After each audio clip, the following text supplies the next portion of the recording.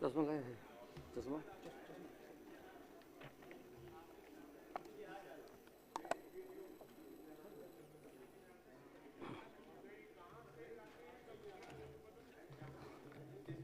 सभा की कार्यवाही प्रारंभ की जाती है। माननीय सदस्यगण, आपको यह जानकर प्रसन्नता होगी कि बिहार विधानसभा स्थापना दिवस के अवसर पर 7 फरवरी को सेंट्रल हॉल में एक व्याख्यान कार्यक्रम आयोजित किया जा रहा है। इस अवसर पर नेवा द्वारा बनाए गए इस डिजिटल हाउस का शुभारंभ भी होना है। आपसे आग्रह है कि इस व्याख्यान कार्यक्रम में अवश्य आएं। आपको आमंत्रण पत्र भेजा जा रहा है। डिजिटल हाउस के शुभारंभ के बाद ही आप इस टैब से सूचनाओं को ऑनलाइन देख सकेंगे। अभी इसे ऑन करने की आवश्यकता नहीं है। इसके साथ एक और सूचना देनी है कि अगर आपको कोई बात कहनी हो तो अपने सीट के सामने लगे माइक ऑन करें। पहले हरा लाइट जलेगा। अगर आपको आसन से अनुमति मिलती है तो लाल लाइट बदल जाएगा। इसके बाद आप अपनी बात रख सकते हैं। अब प्रश्नोत्तर होगा। अल्पसूचित प्रश्न लिए जाएंगे। माननीय सदस्य श्री अमरेंद्र कुमार।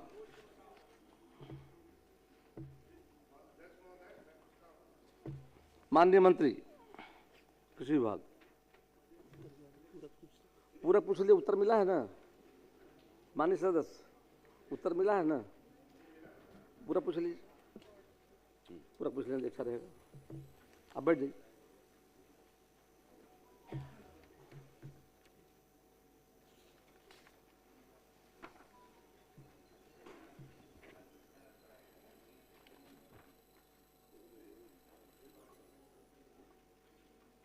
अध्यक्ष महोदय, राज्य में दलहन की कुल खपत का 33% ही उत्पादन हो रहा है। माननीय मंत्री जी से यह जानना चाहता हूं कि इस वित्तीय वर्ष में दलहन के उत्पादन को बढ़ाने के लिए कितनी राशि खर्च करके कौन सी योजना कार्यान्वित की गई है? बताइए। बिहार के कृषि व्यवस्था के एक अत्यंत महत्वपूर्ण फसल है। वर्ष 24-25 में राज्य में लगभग 4.48 लाख हेक्टेयर क्षेत्र में दलहन की खेती से 3.93 लाख मीट्रिक टन का उत्पादन प्राप्त हुआ है। यह हमारे किसानों के मेहनत। माननीय अध्यक्ष महोदय, बिहार के चतुर्थ कृषि रोड मैप के अंतर्गत कि दलहन को विशेष प्राथमिकता दी गई है। अनुदानित दर पर बीज वितरण, आधुनिक तकनीकी के माध्यम से प्रत्यक्षण कार्यक्रम तथा ड्रोन से कीटनाशक छिड़काव जैसे उपायों से दलहन उत्पादन को बढ़ावा दिया जा रहा है। वित्तीय वर्ष 24-25 में मसूर उत्पादक किसानों को 2000 प्रति क्विंटल की प्रोत्साहन राशि दी गई है तथा मूंग को हरित खाद के रूप में विशेष रूप से प्रोत्साहित किया गया है। माननीय मुख्यमंत्री तीव्र बीज विस्तार योजना के तहत दलहन के बीज प्रतिस्थापन दर में उल्लेखनीय वृद्धि है। माननीय प्रधानमंत्री जी के नेतृत्व में दलहन का आत्मनिर्भरता मिशन प्रारंभ किया गया है, जिसके अंतर्गत बिहार को 93.75 करोड़ की राशि की आवंटित की गई है। उससे उन्नत बीज उत्पादन, क्षेत्र विस्तार, प्रसंस्करण और मूल्य संवर्धन को बल मिला है। सरकार द्वारा नाफेड एवं एनसीसीएफ के माध्यम से एमएसपी दर दलहन की सुनिश्चित खरीद की व्यवस्था की गई है ताकि किसानों को उनके उत्पाद का उचित मूल्य मिल सके। माननीय अध्यक्ष महोदय, हमारा स्पष्ट लक्ष्य है कि आगामी 5 वर्षों में दलहन के क्षेत्र और उत्पादन को दुगुना से अधिक बढ़ा करके बिहार को दलहन उत्पादन में आत्मनिर्भरता बनाया जाएगा और किसानों की आय को सशक्त एवं सुरक्षित किया जाएगा। सरकार हर कदम पर किसानों के साथ पूरी मजबूती के साथ खड़ी है। पहले उनको पूछ लीजिए भाई साहब। माननीय सदस्य सरवीर जी बैठ जाइए, आप पूछ लीजिए। दो और मैं माननीय मंत्री जी से यह जानना चाहता हूं कि क्या सरकार औरंगाबाद के गो विधानसभा में दलहन का बीज का उत्पादन केंद्र और दलहन का प्रोसेसिंग यूनिट की स्थापना विपणन की व्यवस्था कब तक कराना चाहती है?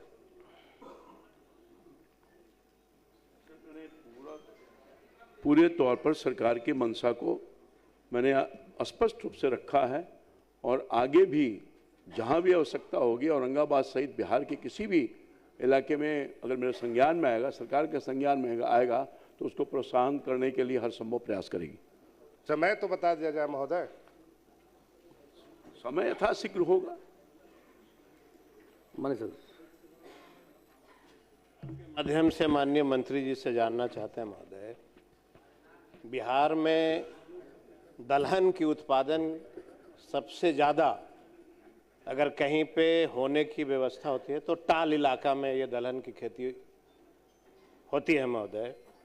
हम आपके माध्यम से माननीय मंत्री जी से जानना चाहते हैं कि क्या टाल इलाका में जो जल से भरा पड़ा रहता है पूरा, जिसके चलते बिहार के किसान दलहन का उत्पादन नहीं कर पा रहा है, क्या सरकार उन किसानों को जो टाल इलाका पूरा पानी से भरा रहता है उसका कोई निवारण हुआ कि नहीं? बरसों से चला आ रहा है कि हम उसका निवारण करेंगे। दूसरा है महोदय कि किसानों को गेहूं और चावल आप एमएसपी खरीद रहे हैं, बिहार में कहीं भी कोई जिला नहीं है जहां पे एमएसपी पे आप दलहन की खरीद करते हैं, तो आखिर किसान दलहन का खेती कैसे करेगा? आप उसकी किसान को जो है दाल खरीद नहीं सकते हैं। टाल इलाका को आप सूखा व्यवस्था नहीं कर रहे हैं पानी निकालने का, तो दलहन का उत्पादन का बढ़ावा आप बिहार में कैसे दे सकते हैं? हम ये माननीय मंत्री जी से जानना चाहते हैं। माननीय सदस्य चिंता कर रहे हैं और शायद आप सब लोगों को पता होगा कि लंबे काल तक माननीय मुख्यमंत्री जी उस क्षेत्र का प्रतिनिधित्व किए हैं और स्वयं रुचि लेकर के जो वहाँ जल जमाव की समस्या है जिसके वजह से किसान प्रभावित होता है, उस सारे चीज़ों को उनके संज्ञान में है और माननीय मुख्यमंत्री जी के निर्देश पर जल संसाधन विभाग के माध्यम से मिल बैठ करके इसके निदान के लिए सरकार प्रयास कर रही है।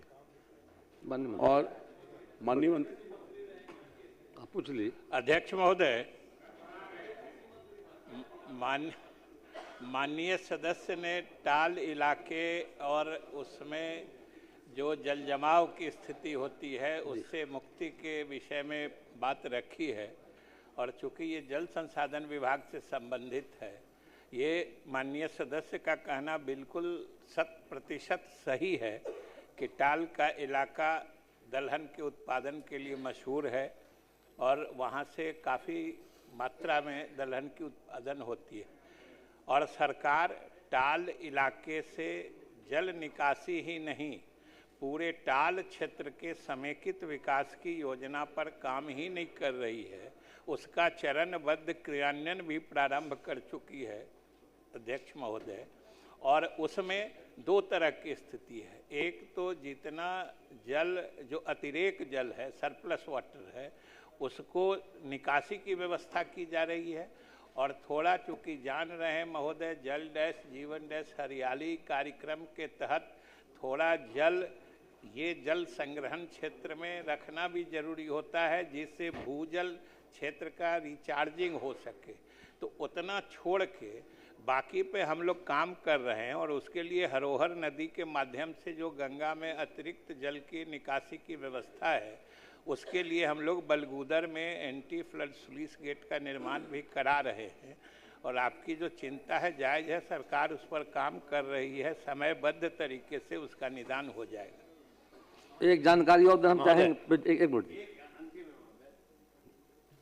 मेरी जानकारी में है कि राज्य सरकार और भारत सरकार के सहयोग से बिहार में दलहन क्रय की योजना भी शुरू की गई इसी वर्ष जा करके। और बताइए आप सुनिए जी।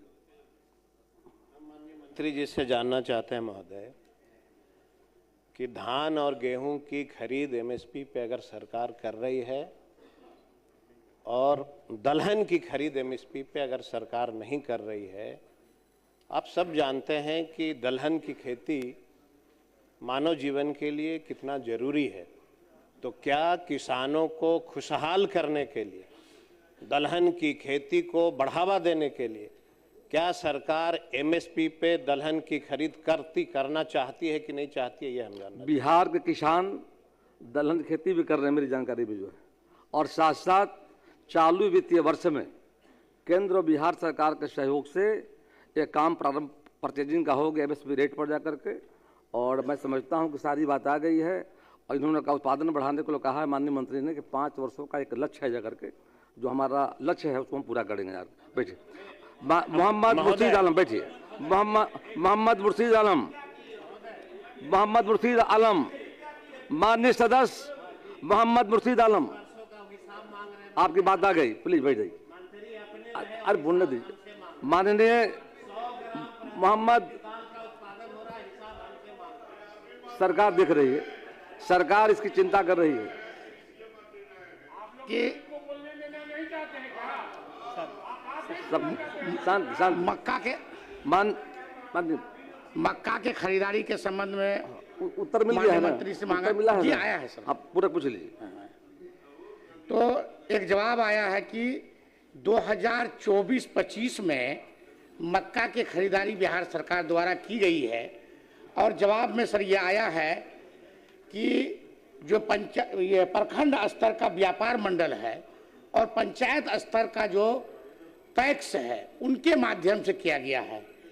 इस संबंध में कहना है कि सर जो 24-25 का जो ये बात कर रहे हैं, इसकी चिट्ठी है मेरे पास, जिसका पत्रांक जो है ज्ञापांक है 420 25/3/2025 को। और जो अभी ये कह रहे हैं कि हम 24 को खरीदे हैं, इसका है 2846 ज्ञापांक 4/6/2024 को। लेकिन इसमें जो है ये खरीदारी की जो बात किए हैं, मात्र इनका जो एक आदेश हुआ है बिहार सरकार का अधिसूचना के माध्यम से, वो व्यापार मंडलों को, पैक्स को नहीं दिया गया है। इसमें जो जानकारी दी गई है कि पैक्स के माध्यम से खरीदारी की गई है। एक तो ये गलत है शायद, अब किस वजह से, अगर ये दूसरी चिट्ठी है तो वो भी हमको दें। और इसका जो एक ये होता है मक्का का सर, कि 1 महीना का समय दिया गया कि 5/6/2024 से 5/7/2024 तक मक्का का जो खेती होता है सर, कि वो थोड़ा जो अक्ता होता बुआई होता है वो मार्च के बाद कटने लग जाता है। आप खरीदारी कर रहे हैं जून में, तो कहीं ना कहीं इसका समय भी बढ़ाने की ज़रूरत है। और दूसरी बात है कि सर इसमें 1 महीना का जो समय दिया गया है मक्का की खेती के लिए, उसकी खरीदारी के लिए लंबा समय दिया जाए। और एक जवाब इसका आया है सर कि हम लोग 2025-26 में भी मक्का की खरीदारी के लिए ये किए हैं। लेकिन उसका जो चिट्ठी है सर 420 25/3/2025 को, उसमें कहीं भी मक्का का कोई जिक्र नहीं है कि मक्का खरीदारी का हम कर रहे हैं। और एक सवाल ये भी है कि क्या मक्का की खरीदारी सरकार करेगी। माननीय मंत्री,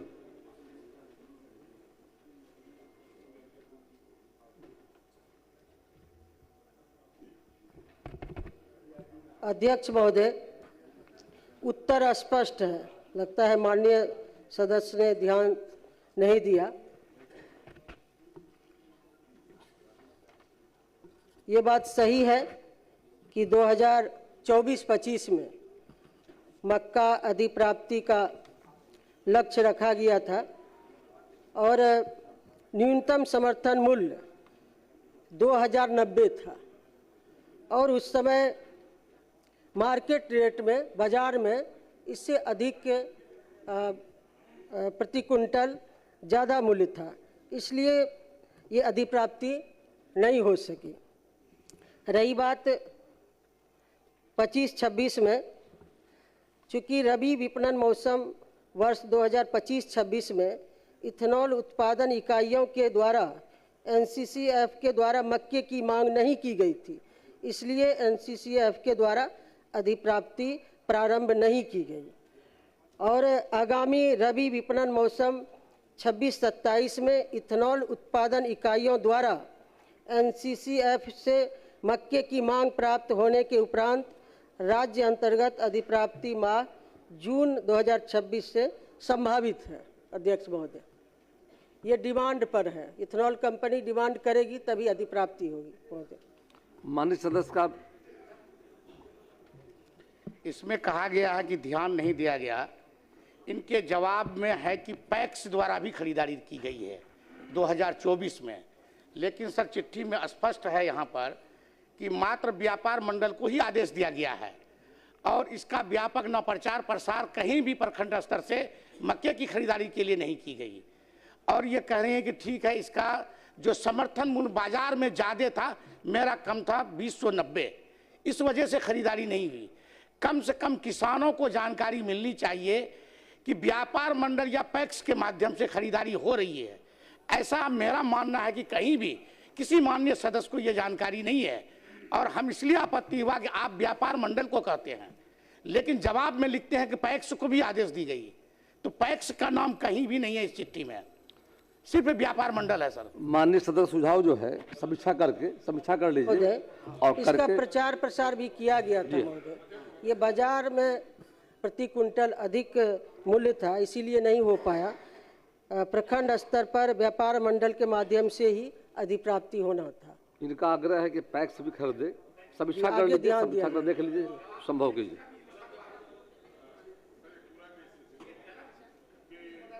आपका हो गया, बैठ जाइए। ये खेती होती है सर मक्का की, और वहाँ के किसानों के लिए एक वरदान है ये कि कैश क्रॉप है सर, और उसकी बुआई नवंबर, दिसंबर, जनवरी तक होती है और कटाई भी इसी तरह से 3 महीना लेट होता है। तो 3 महीने तक जिस फसल की कटाई हो सर, उसकी खरीदारी सिर्फ 1 महीने के लिए देना सर, ये कहीं से उचित नहीं है। और दूसरी बात, माननीय मंत्री महोदया ने यह कहा है कि इथेनॉल कंपनी वाले का चूंकि ऑर्डर नहीं था, उनकी मांग नहीं थी, इसलिए खरीदारी नहीं हुई। तो सरकार समर्थन मूल्य अगर तय करती है तो इसीलिए न तय करती है कि बाजार में खरीदारी नहीं हो तो सरकार समर्थन मूल्य में किसानों की खरीदारी करे। तो क्या ऐसी पॉलिसी बनाएंगे कि उसकी अवधि को 3 महीने तक खरीदारी हो, इथेनॉल कंपनी मांगे ना मांगे, लेकिन उसकी खरीदारी सरकारी स्तर पर कराया जाए? क्या इसका उपाय माननीय मंत्री महोदया कराएंगी? सरकार ने साफ कहा है, हमारे तो बताया जा रहा है, हम 4 माननीय सदस्यों का सुझाव जो आया है ना आप सबों का, इस सबकी समीक्षा कर लीजिए और समीक्षा जो संभव हो करने का प्रयास कीजिए। अब तारांकित प्रश्न लिए जाएंगे। माननीय सदस्य श्री विजय सिंह महोदय, जवाब तो प्राप्त हुई है, सरकार ने स्वीकार किया है, लेकिन हम माननीय अध्यक्ष महोदय मैं चाहना चाहूँगा कि चूंकि कड़ावाला घाट पूरे सीमांचल का एक ऐसा घाट है जहाँ अररिया, पूर्णिया, किशनगंज से लोग आते हैं। हम माननीय मंत्री से आग्रह करेंगे कि प्राथमिकता के आधार पर इस फाइनेंशियल ईयर में उस छठ घाट का, काढ़ावाला घाट का निर्माण कराया जाए, ताकि वहाँ पे जिस तरह सिमरियाही घाट का निर्माण कराया गया है, सीमांचल के क्षेत्रों में उस घाट का निर्माण कराया जाए, ताकि लोग वहाँ पे आके सुव्यवस्थित ढंग से पूजा अर्पण कर सके। क्योंकि माघी पूर्णिमा भी काफी लोग वहाँ आते हैं, लाखों की संख्या में, पूर्णिया, अररिया, किशनगंज से लोग आते हैं, कटिहार माननीय मंत्री, तो छठ घाट का निर्माण कराया जाए प्राथमिकता के आधार पर। महोदय, अध्यक्ष महोदय, माननीय सदस्य के द्वारा जो कहा गया है, हमने भारत सरकार को भेजे भी हैं और वहाँ से प्रशासनिक स्वीकृति होने के बाद वह कार्य प्रारंभ किया जाएगा। माननीय मंत्री जी काफ़ी काम कर रहे हैं, तो हम चाहते हैं कि एकदम इस नगर विकास से इस काम को आपके प्राथमिकता के आधार पर प्रथम काम कराया जाए, ताकि हम लोग आपके फॉलोअर हैं, हम दिखवाते हैं इसको। माननीय सदस्य अमरेंद्र कुमार।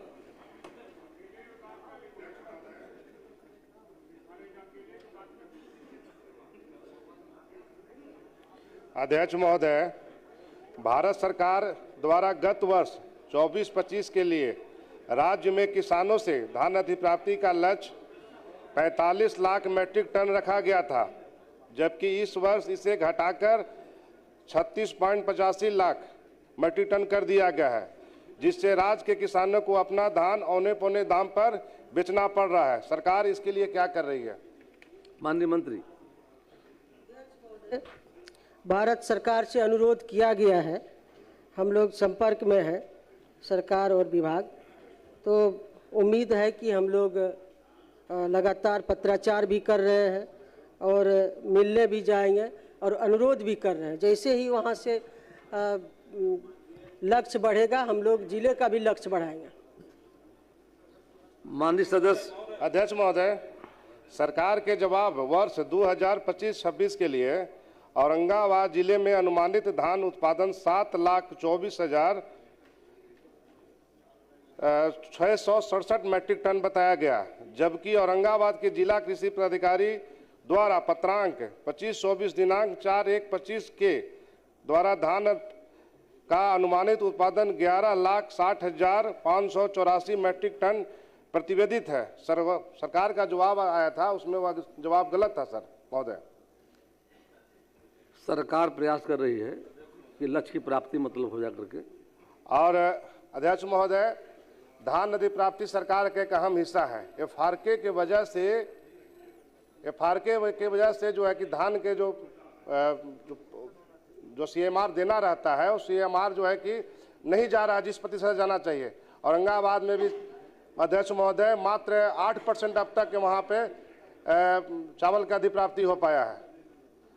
हम माननीय मंत्री से जानना चाहते हैं कि एफआरके सुन लीजिए महोदय। सबसे पहले तो माननीय सदस्य ने कहा कि ये जो आंकड़ा है उत्पादन का, ये गलत है। ये सही है, कृषि विभाग का जो रिपोर्ट रहता है उसी को हम लोग मान के चलते हैं। एफआरके की जो समस्या है, इसमें भारत सरकार खुद लैब में जांच कर रही है और उसके बाद से यहाँ पर दिया जाता है।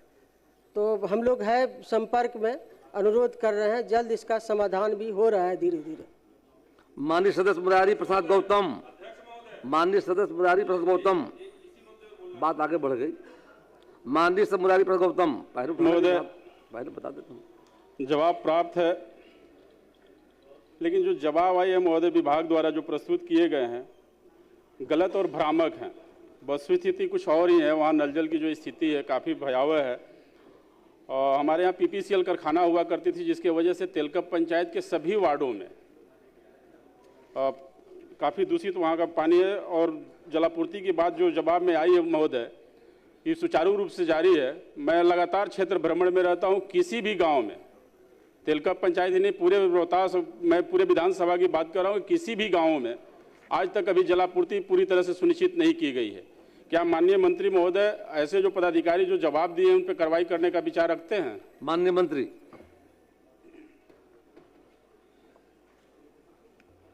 माननीय अध्यक्ष महोदय, सबसे पहले तो हम आपका आभार प्रकट करते हैं कि चूंकि सदन में मैं चुनाव जीत के आने के बाद सबसे पहले मुझे आज पहली बार बोलने का मौका मिला। साथ ही मैं आभार प्रकट करना चाहता हूं अपने महुआ के देवतुल्य जनता का, जिन्होंने मुझे इस सदन में चुनाव जिताकर भेजने का काम किया। साथ ही अपने पार्टी के संस्थापक श्रद्धेय रामविलास पासवान जी को भी नमन करता हूं, जिनके पार्टी से मैं चुनाव जीत कर आया। और साथ ही शांति शांति, चूंकि शांति शांति बोलने दीजिए। चूंकि पहली बार मुझे बोलने का मौका मिला है। बहुत सारे हमारे सही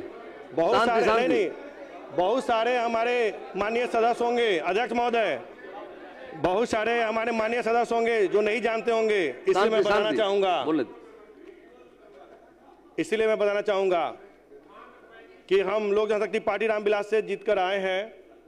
जो हमारे नेता देश के केंद्रीय मंत्री आदरणीय श्री चिराग पासवान जी हैं, जिन्होंने मुझे 2 बार विश्वास जिताकर मुझे यहाँ भेजने का काम किया।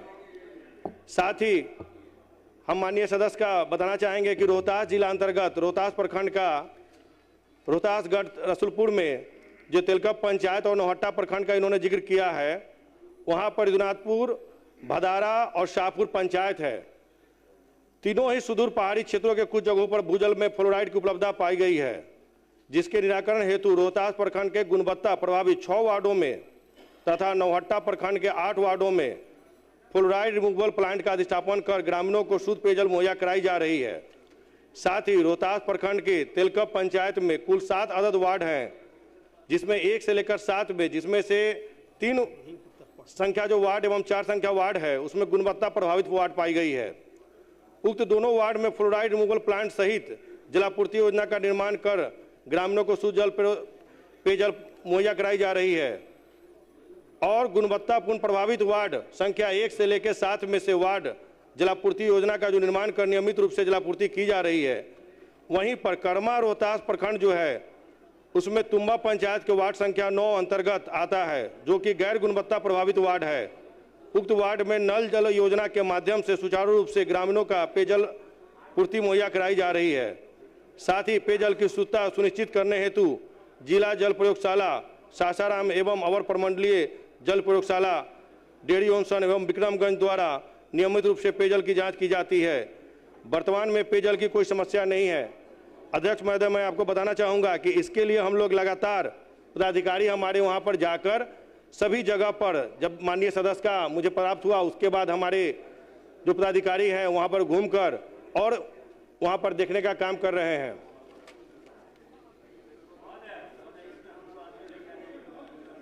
बोले माननीय सदस्य। जिस तिलकप कर्मा की बात हो रही थी वार्ड नंबर 9 की महोदय की सुचारू रूप से पेयजल की आपूर्ति हो रही है, उसकी फोटोग्राफ है मेरे पास महोदय। तो वहाँ पे आज तक अभी जो मोटर लगा हुआ है आज तक चालू ही नहीं हुआ है। ऐसे ही भदारा की बात किया जाए तो वहाँ भी वही स्थिति है महोदय, तिलोखर की भी वही स्थिति है।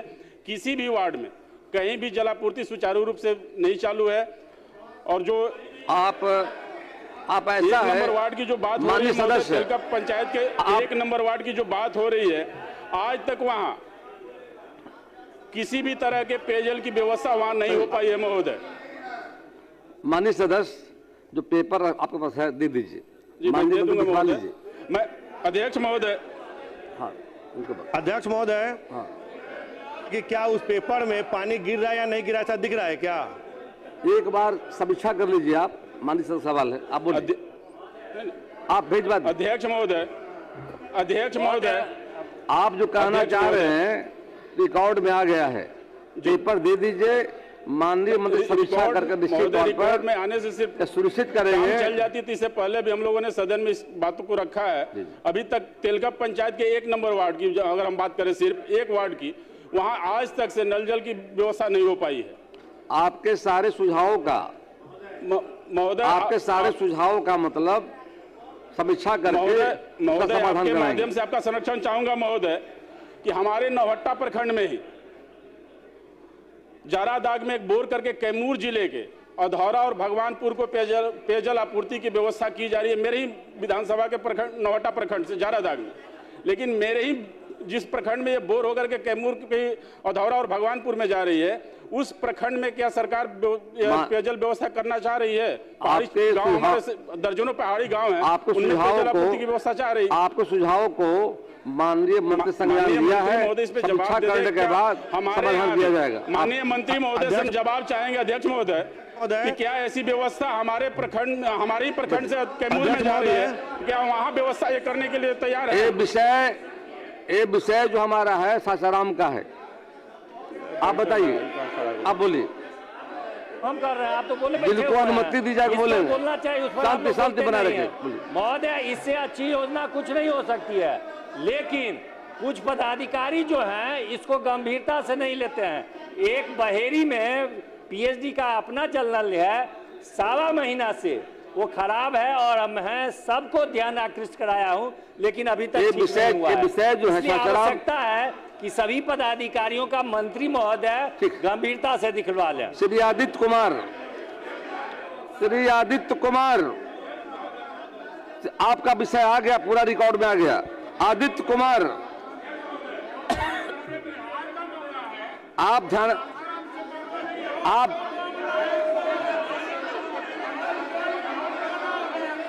ध्यान आकर्षण में ले आइए। मेरा अभी तारांकित प्रश्न आया है, हमारा सुझाव है भाई।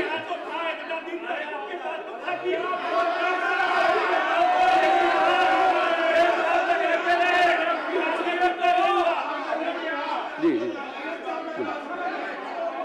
माननीय सदस्य बोलिए। अध्यक्ष महोदय, जब प्रश्नकर्ता सदस्य ही अभी पूछ रहे महोदय, तो माननीय सदस्य उत्तेजना में क्यों आ रहे हैं? तो माननीय सदस्य का जो प्रश्न है महोदय, उनका जो सप्लीमेंट्री है उसका जवाब सरकार देती रही है, और माननीय सदस्य जिस तरह से हंगामा खड़ा कर रहे हैं, थोड़ा धैर्य रखिए, थोड़ा धैर्य रखिए। इस तरह से नहीं होता है। सरकार जवाब देने के लिए तैयार है और आप हंगामा करना चाहते हैं, सरकार का उत्तर नहीं सुनना चाहते हैं, समाधान नहीं चाहते हैं। यही आपका मकसद है। कि ये मकसद रहेगा तो कोई सरकार के मंत्री जवाब कैसे देंगे? आदित्य कुमार, आदित्य कुमार, कृपया बैठ जाइए।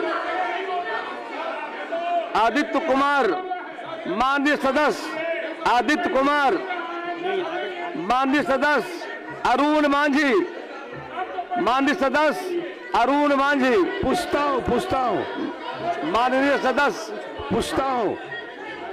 पूछिए। पूछता हूँ अध्यक्ष महोदय, मैं इसकी जांच कर। अध्यक्ष महोदय, यदि माननीय शांति, यदि माननीय सदस्यों को लगता है मामला बिहार का है तो चाहेंगे आप ध्यान आकर्षण ले आइए, है ना? डिबेट का हो जाएगा। चलिए, अरुण मांझी जी पूछता हूं सर। माननीय मंत्री,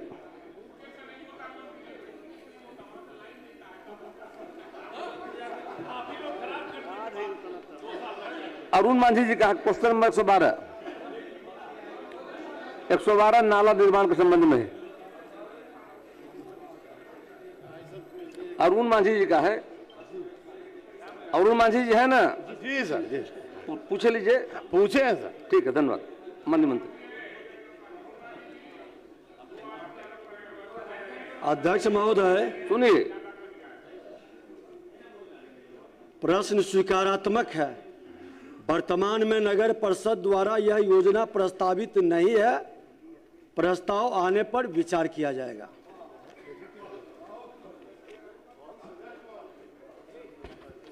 अध्यक्ष महोदय,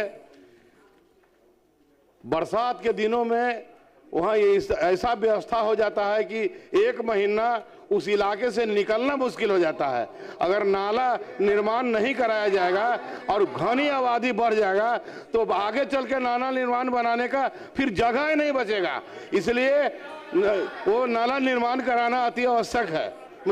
मैं मंत्री जी से मांग करता हूं कि इसका सर्वेक्षण करवाकर उसका नाला का निर्माण करा। माननीय मंत्री, हमने तो कहा कि प्रस्ताव आएगा तो सरकार विचार करेगी। श्री श्याम रजक, माननीय सदस्य। पूछता हूं सर। जी, पूरा पूछ लीजिए। जवाब तो आई है सर जी, मंत्री महोदय का जवाब आया है, लेकिन जवाब में जो बात है उससे मैं संतुष्ट नहीं हूं। इसलिए कि मुसल्लापुर से ये कह रहे हैं कि वहाँ से बाजार समिति से लोग जाकर के व्यापार कर सकते हैं, लेकिन फुलवारी से या पुनपुन से वहाँ से किसान जो 20,000 से ज़्यादा किसान है, उस किसानों को मुसल्लापुर जाने के लिए नो एंट्री के कारण एक भी किसान नहीं जाते हैं। मेरा ये जानना चाहते हैं कि क्या मंत्री महोदय बताएंगे कि फुलवारी या पुनपुन के किसान कहीं मुसल्लापुर में जा करके कितने लोगों ने व्यापार किया है? नहीं किया है तो बिचौलियों के हाथ में उत्पादन जा रहा है और जिसके कारण किसान और गरीब से गरीब होते जा रहा है। माननीय मंत्री, आप भी हैं उसी में, मेरे पुराने भाई हैं आप।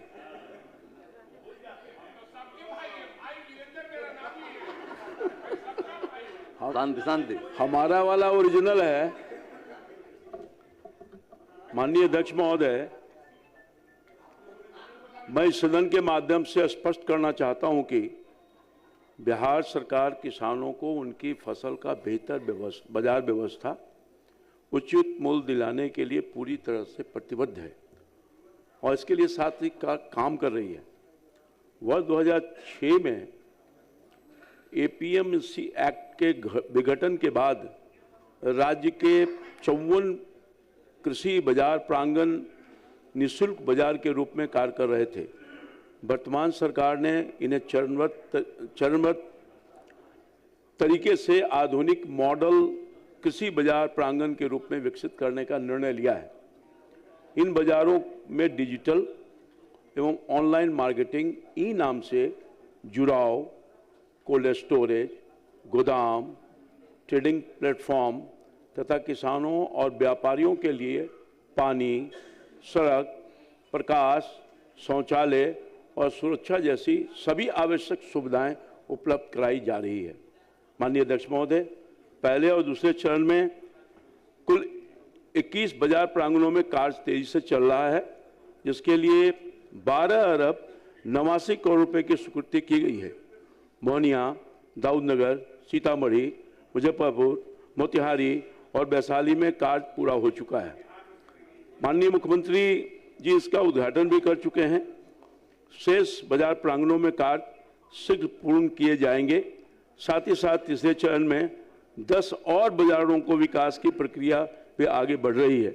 इसके अतिरिक्त सरकार गांव और अनुमंडल स्तर पर ग्रामीण हाट, ग्रामीण मंडी और ग्रामीण बाजारों के सुदृढ़ीकरण एवं आधुनिकीकरण करने पर भी कार्य कर रही है। आदरणीय प्रधानमंत्री जी की विकसित भारत जी राम जी की योजना के तहत ग्रामीण क्षेत्रों में बड़े पैमाने पर हाट, बाजारों के निर्माण से किसानों को अपने क्षेत्र में ही बाजार की सुविधा मिलेगी। माननीय अध्यक्ष महोदय, मैं पूरे विश्वास के साथ कहना चाहता हूं कि यह प्रयास किसानों की आय वृद्धि, पारदर्शी बाजार व्यवस्था और ग्रामीण अर्थव्यवस्था को मजबूत करने की दिशा में एक निर्णायक कदम है। बिहार सरकार किसानों के साथ और उसकी उपज को सम्मानजनक मूल्य दिलाने के लिए हमारी प्राथमिकता है। माननीय सदस्य श्यामराज जी ने फुलवारी शरीफ में हिंदुनी में थाना संख्या 37, खाता संख्या 158, खिसरा संख्या 853 में जिस 3 एकड़ 35 डिस्पल भूमि पर मंडी निर्माण हेतु प्रश्न के माध्यम से ध्यान आकृष्ट किया है। अंचलाधिकारी फुलवारी शरीफ से प्राप्त प्रतिवेदन के अनुसार उक्त जमीन पर सूर्य निर्माण मंदिर का निर्माण हो रहा है तथा शेष भाग में 20 से 25 फीट गहरा तालाब है, जिसमें स्थानीय लोग छठ के रूप में उपयोग करते हैं। उक्त भूमि जल स्रोत एवं जल जीवन हरियाली से संबंधित है। माननीय सदस्य, मैंने स्पेसिफिक पूछा है और इन्होंने जवाब भी दिया। ये तो पूरे बिहार में घुमा रहे थे। हम कह रहे हैं कि जो फुलवारी और पुनपुन, जहाँ के किसान 20,000 से भी ज़्यादा किसान, रजिस्टर्ड किसान, जिनके लिए कोई मंडी नहीं है, और ये कह रहे हैं कि मुसल्लापुर में जा कर के और उसका आधुनिकीकरण कर रहे हैं। आधुनिकीकरण करें, लेकिन वो किसान वहाँ कैसे जा पाएंगे? उनका लागत भी बढ़ेगा और उनकी दूरी भी बढ़ेगी और नो एंट्री है। तो फिर वो क्या चाहते हैं? वो कह रहे हैं कि हिंदनी में ऐसा ऐसा है, सूर्य मंदिर है, ठीक है, तो अगल बगल कहीं पर वो विचार रखते हैं। इन्होंने पहले ही कह दिया कि नई बनाने का कोई विचार नहीं है। जब विचार ही नहीं है तो फिर वहाँ के किसान को आप मरने पर और बिचौलियों की चांदी करने के लिए छोड़ दिए हैं क्या? तो मेरा यह कहना है कि क्या फुलवारी या पुनपुन में आप मंडी बनाना चाहते हैं? नहीं, स्पेसिफिक बात है, स्पेसिफिक पर जवाब दीजिए। सर, माननीय अध्यक्ष महोदय जिस क्षेत्र को प्रतिनिधित्व कर रहे हैं उस क्षेत्र का प्रतिनिधित्व मैंने लगातार किया है लोकसभा के अंतर्गत।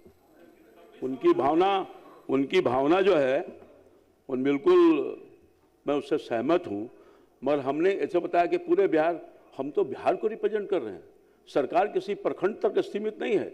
हमने बिहार में हमारी सरकार की क्या योजना है उसके विषय में जानकारी दिया कि किसानों की आमदनी को बढ़ाने के लिए किस तरह से मार्केट उपलब्ध कराने का काम कर रहे हैं। तो इनको अगर लगता है कि फुलवारी शरीफ से ही पूरे बिहार है तो मुझे नहीं कहना है। प्रखंड, पुनपुन प्रखंड के जाहिरपुर मंडी को ग्रामीण हाट का विकास का दर्जा दिया जा रहा है और इनके क्षेत्र में ही है सर, मैं उस क्षेत्र को जानता हूं। तो हर जगह मंडी की उपलब्धता हो जाए ऐसा संभव नहीं है सर। माननीय मंत्री महोदय, केंद्र सरकार की अच्छी योजना ये है जी राम जी। हमारा सुझाव होगा उसको शामिल करते हुए और यदि वहां पर कराया जाए तो ज्यादा बेहतर होगा। माननीय मंत्री जी, जी राम जी योजना के बारे में चर्चा आपने की है। जी राम जी योजना भारत सरकार ने जो लाई है अभी, जी, जिसके तहत किसानों की सुविधा के लिए ग्रामीण क्षेत्रों में ग्रामीण हाट बनाने की योजना है जाकर के, उस पर तो ये आगे सरकार की जो नीति है उसके इसके विषय में मैंने कहा आगे विचार किया जा सकता है। श्री रजनीश कुमार, माननीय सदस्य रजनीश कुमार महोदय, उत्तर मिला है महोदय, लेकिन जो हमने पूछा है प्रश्न में उसका जवाब नहीं है इसमें महोदय। आधा अधूरा उत्तर दिया गया। हमने स्पष्ट पूछा है कि हमारे विधानसभा क्षेत्र में 280 नल जल में से अधिकांश रख रखाव एवं ऑपरेटर को मानदेय राशि के भुगतान नहीं होने के कारण बंद पड़ा हुआ। रख रखाव के विषय पर कोई उत्तर नहीं है, और जहां तक ऑपरेटर के मानदेय की राशि के भुगतान के सवाल पर जो इन्होंने कहा है महोदय, तो उसमें हम ये पूछना चाहते हैं माननीय मंत्री से कि पंप चालकों को पारिश्रमिक एवं विद्युत विपत्र के भुगतान का क्या यह एक मुश्त राशि दिया जाता है या इसे मासिक स्तर पर दिया जाता है महोदय? माननीय मंत्री पहले ये बताएं। माननीय मंत्री।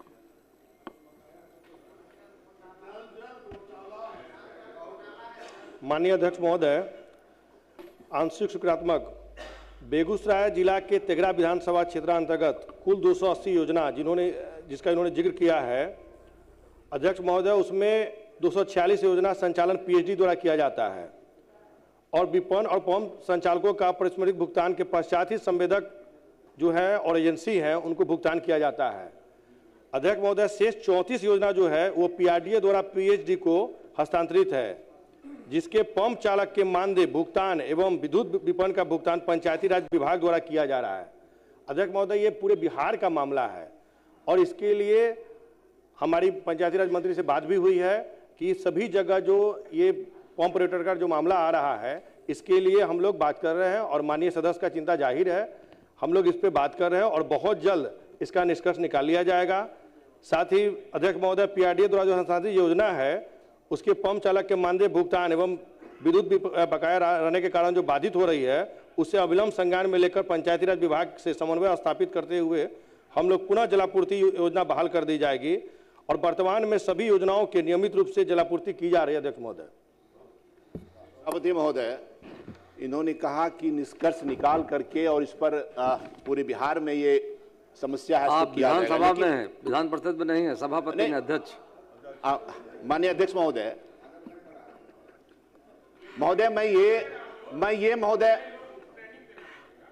मैं ये जानना चाहता हूं, अभी माननीय मंत्री ने कहा कि पंप चालकों के पारिश्रमिक भुगतान के पश्चात ही संबंधित संवेदक और एजेंसी का भुगतान किया जाता है, तो महोदय इसका मतलब यह है कि पंप चालक का पारिश्रमिक और विद्युत विपत्र का कोई भुगतान लंबित नहीं है।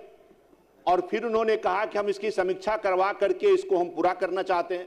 तो मैं ये कहना चाहता हूं महोदय, मैं अपने विधानसभा क्षेत्र में पूरे जिम्मेदारी के साथ कह रहा हूं कि आधे से अधिक नल जल योजना पूर्ण या आंशिक रूप से, मैं फिर कह रहा हूं कि उसमें रखरखाव के कारण कहीं पाइप टूट गया है, कहीं बंद पड़ा हुआ है, कहीं विद्युत विपत्र का भुगतान नहीं हो रहा है, कहीं ऑपरेटर को पैसा नहीं मिल रहा है। इसके कारण अध्यक्ष महोदय पूरा आधे से अधिक बंद है।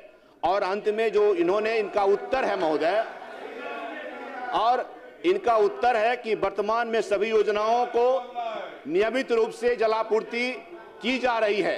यह पूरी तरह से सदन को दिग्भ्रमित करने वाला उत्तर है महोदय।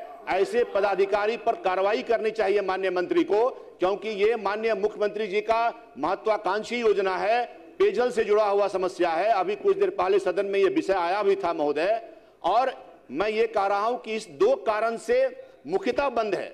एक तो रखरखाव का विषय है, कोई उत्तर नहीं इस पर दिया गया है माननीय मंत्री के द्वारा, और जो भुगतान लंबित है, यहां तक कि विद्युत विपत्र का भुगतान भी लंबित है, ऑपरेटर का भुगतान लंबित है। और यह कमोबेश ठीक कहा कि शायद बिहार में, लेकिन मैं तो अपने विधानसभा क्षेत्र में पूरी समीक्षा करके कह रहा हूं। तो इसको सभापति अध्यक्ष महोदय, इसको माननीय मंत्री पूरी तत्परता के साथ लें और हमारे क्षेत्र में तो कम से कम जल्दी करवा दें इसको चालू। माननीय मंत्री।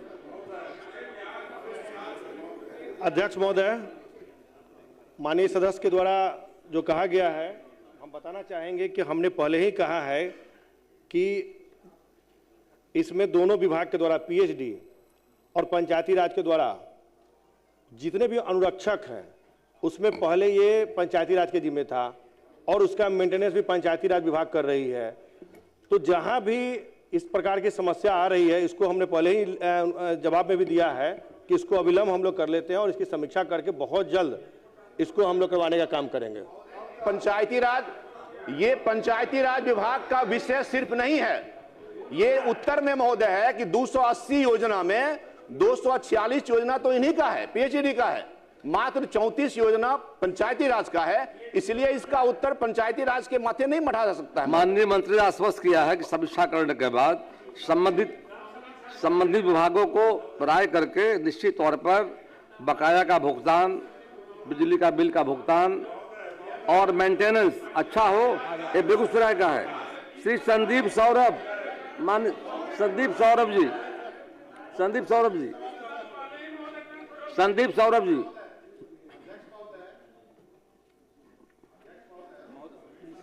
सरकार को रेखांकित कराने के लिए प्लीज जरा सा आगे विषय आगे समय देंगे आपको अलग समय। संदीप सौरभ जी। महोदय, जवाब तो अभी कुछ देर पहले हम लोग को मिला। ये बड़ा गंभीर सवाल है। दानापुर अनुमंडल में पहले था, पालीगंज अनुमंडल अलग हो गया। हमने बहुत सीधा सवाल किया था कि उसका सहकारिता विभाग जो है ARCS, ये अब तक अनुमंडल पालीगंज में क्यों नहीं शिफ्ट किया गया है, इसको शिफ्ट करना चाहिए था। सरकार ने सहायक निबंधक पद के लिए स्वीकृति दी थी 13/4/2018 को कि वहां पदाधिकारी बैठाए जाएंगे, लेकिन अभी तक गोल गोल पूरा जवाब आया है। और इसके चलते पालीगंज अनुमंडल के जितने सारे गांव हैं वहां के किसानों को सहकारिता से संबंधित किसी काम के लिए 50-60 किलोमीटर की दूरी तय करके उनको दानापुर आना पड़ता है। अगर पदाधिकारी वहां नहीं मिले तो फिर वापस जाइए, फिर आइए। ये बहुत गंभीर मामला हो चुका महोदय, लेकिन जवाब बहुत स्पष्ट नहीं है। हम ठोस जवाब चाहेंगे कि एक बार मंत्री जी इस पे दे दें। मंत्री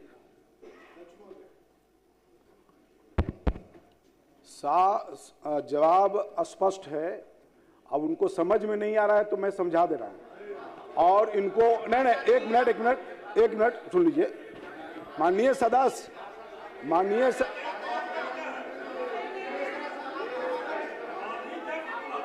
अनुरोध कर रहे हैं कि स्पष्ट जवाब है। अभी तक आप अनुरोध ही कर रहे हैं ना जवाब में। सुनने की क्षमता रखिए माननीय सदस्य, सुनने की क्षमता रखिए ना। आप सवाल किए हैं तो जवाब सुनिए। विभागीय संकल्प 1239 दिनांक 13/4/2018 द्वारा सहकारिता विभाग अंतर्गत बिहार के सभी 101 अनुमंडलों, उसमें पालीगंज सहित में सहायक निबंधन सहयोग समिति का पद पुनर्गठित किया गया है। एक सुन लीजिए भाई, पूरी बात सुनिए। जिनमें से 54 सहायक निबंधन सहयोग समितियां कार्यालय पूर्व से कार्यशील है। पालीगंज सहित नव सृजित कुल 47 अनुमंडलों में सहायक निबंधक सहयोग समितियां के कार्यालय हेतु महालेखाकार बिहार पटना से निकासी एवं व्ययन का प्राधिकार पत्र प्राप्त नहीं होने के कारण एक कार्यालय वर्तमान में कार्यशील नहीं हो पाया। उक्त अनुमंडलों में कार्यालय स्थापित करने हेतु मंत्री परिषद के अनुमोदनों उपरांत इनके अधीनस्थ विभिन्न प्रकार के संवर्गों में पद सृजित करते हुए विभागीय पत्रांक 65-96 दिनांक 31/12/2025 द्वारा कार्यालय के गठन हेतु स्वीकृति प्रदान की गई है, जिसके आलोक में वित्त विभाग बिहार पटना के पत्रांक 554 दिनांक 15/1/2026 द्वारा महालेखाकार लेखा एवं हकदार बिहार पटना से इन नव सृजित कार्यालय के निकासी एवं व्ययन का प्राधिकार जैसे प्राप्त होगा वैसे वहां कार्यालय खुल दिया है। अब इसके बाद आपको और कैसा जवाब चाहिए माननीय सदस्य? तो आप सब लोग को तो बिना नियम कानून से काम करने की आदत है, तो ये सरकार तो बिना नियम कानून से काम करेगी नहीं। जो नियम कानून होगा उसी हिसाब से होगा। ये तो महोदय क्या जवाब दिया जा रहा है?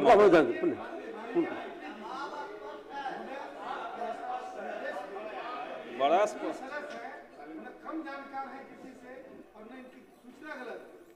माननीय मंत्री जी को इसको संजीदगी के साथ रखना चाहिए, इन सवालों का जवाब जरूर। और ये माननीय विधायक की भी इज्जत और मर्यादा का सवाल है। सवाल अभी कई प्रश्न किए गए, सरकारी उत्तर जो आता है वो गलत भी आ रहा है, फिर भी उस पर स्टैंड लेना गलत है। माननीय सदस्यों की जो सूचना है या जानकारी है उसको संज्ञान में लेना चाहिए, वेरीफाई कर लीजिए। यदि गलत हो तो उस पर एक्शन नहीं होगा, लेकिन यदि गलत नहीं हो उनकी सूचना तो उसके आधार पर जो पदाधिकारी गलत जवाब दे रहे हैं उसको उस पर संज्ञान लेकर उस पर कार्रवाई जरूर सरकार कार्रवाई करेगी। संदीप महोदय, हम तो बहुत सामान्य सी बात कह रहे थे। पद सृजन 2018 में होता है और आप कह रहे हैं कि जब हमने विधानसभा के अंदर प्रश्न लिख करके डाल दिया, जब विभाग को सूचना मिली उसके बाद 15/1/2026 को आप अनुरोध कर रहे हैं कि हमें निकास और वेतन का अपराधिकार दिया जाए, तो ये बात को गोल गोल घुमाना ही तो हुआ महोदय। जब 2018 से ये स्वीकृत पद था तो आपने क्यों नहीं भरा? ये ठोस बात आपको कहनी चाहिए थी। तो मंत्री जी कहने जवाब देने के बजाय धमकी केवल दे रहे हैं। ऐसी इस भाषा में जवाब दिया जाता है महोदय? इस भाषा में जवाब देंगे मंत्री? ये कोई भाषा है जवाब देने का? सबसे गोल गोल जवाब दे रहे हैं अध्यक्ष महोदय। धमकी तो हम लोग नहीं दे सकते हैं, हो जाएगा हमको धमकी देने का तो इधर से कभी नहीं हो सकता है, लेकिन जो जवाब है वो जवाब जैसे महालेखाकार बिना महालेखाकार के अनुमति के नहीं हो सकता है। जैसे महालेखाकार की अनुमति आएगी, निकासी एवं व्ययन प्राधिकार का पत्र जैसे प्राप्त होगा वैसे आपको हम कहां करें कि आप क्वेश्चन गलत किए हैं। आपका क्वेश्चन जायज है, सही है, लेकिन जब तक महालेखाकार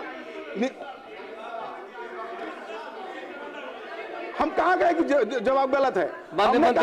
आंसर सही सही लिखा हुआ है, जैसे मिलेगा वैसे खोल दिया जाएगा। माननीय मंत्री प्रयास कीजिए जल्द हो जाए। कुमार सर्वजीत, श्री कुमार सर्वजीत महोदय, माननीय मंत्री जी से हमने ये सिर्फ आग्रह किया था महोदय कि बोध गया एक अंतर्राष्ट्रीय पर्यटक स्थल है महोदय। जिस सड़क का हमने आग्रह किया उसमें थाईलैंड, श्रीलंका ऐसे देशों के कम से कम 5 से ज्यादा मंदिर है।